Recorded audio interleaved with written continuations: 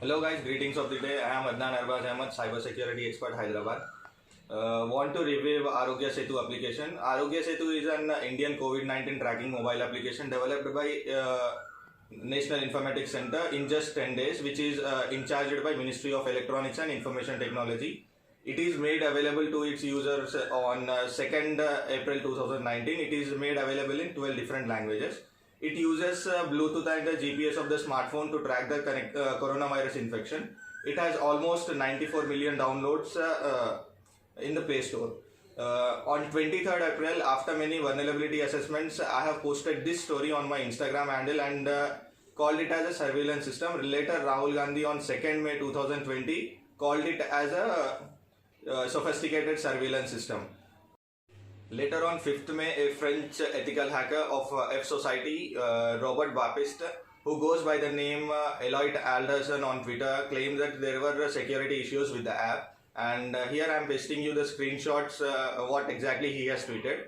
And on 6th May, he tweeted that the vulnerabilities of the app, how it allowed attackers or hackers to know who is infected or unwell, and what is the exact geographic location of the patient. Regarding this, I have asked you what are your privacy concerns regarding this app in my Instagram story, and here are some of the responses which I have got, and I'll try to answer them all.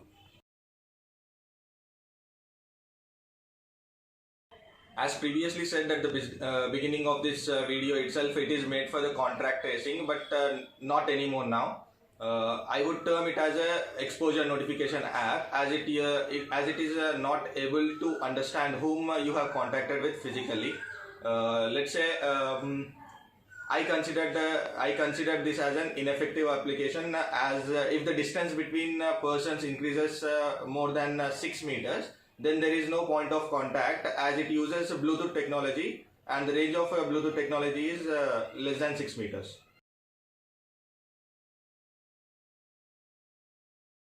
Broadly speaking, this can result in these cyber activities called as phishing or sextortion, pertaining that you have done this digital activity and we have recorded you. Pay this amount in bitcoins, else the recording will be made public. These are some of the issues which can be made when your data is leaked.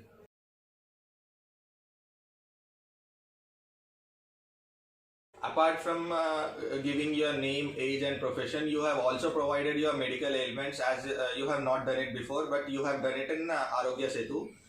This data can further be shared to different companies of insurance or pharmacy, etc., for analytics purpose.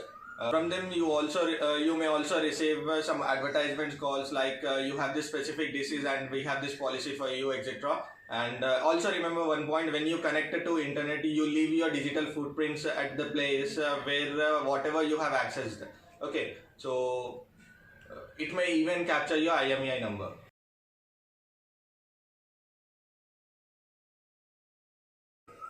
We don't have any privacy law in our country right now, but we have IT rules 2011, which mandates various processes to be followed for maintaining privacy and data of the people.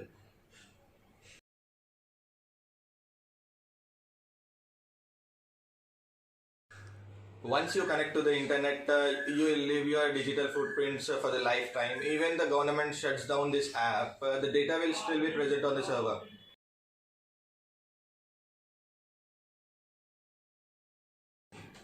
Well, for this specific question, I have two different answers. As a firm, they have their own policy, so they may terminate you, or they may want you to take a leave, or they may find some other alternatives to fire you if you don't obey their orders. It's based on their own policy. And the second one is, legally speaking, they cannot do it so.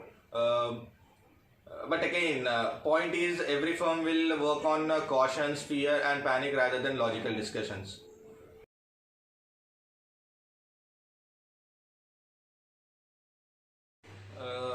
For this question, I suggest you to read the privacy policy of Arogya Setu app. As I always say, first read the terms and conditions of the app before installing it. But as in this app, the government has covered it pretty well. As it says, it is not liable for any unauthorized leakage of data through this app.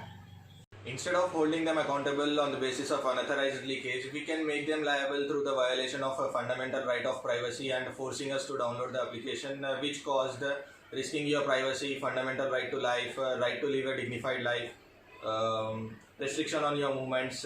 These are been denied to you under the Article 32 before the Supreme Court and Article 226 before the High Courts of the state.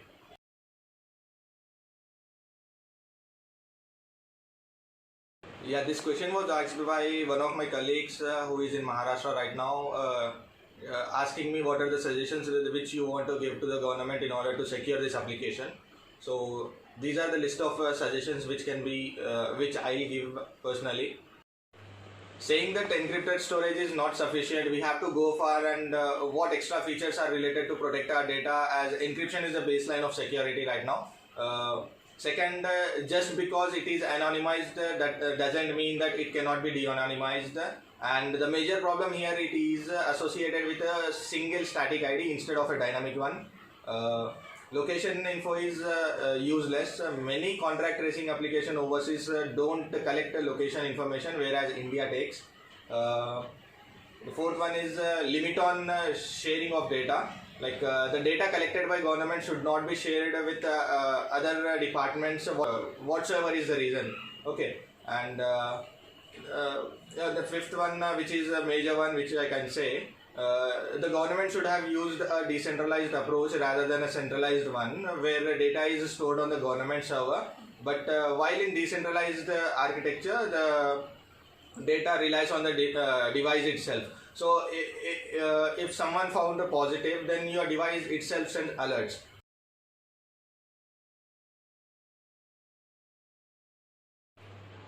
Yeah.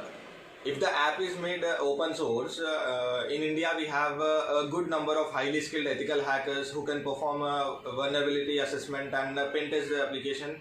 Then after they'll report its bugs to the government so that we can secure it collectively.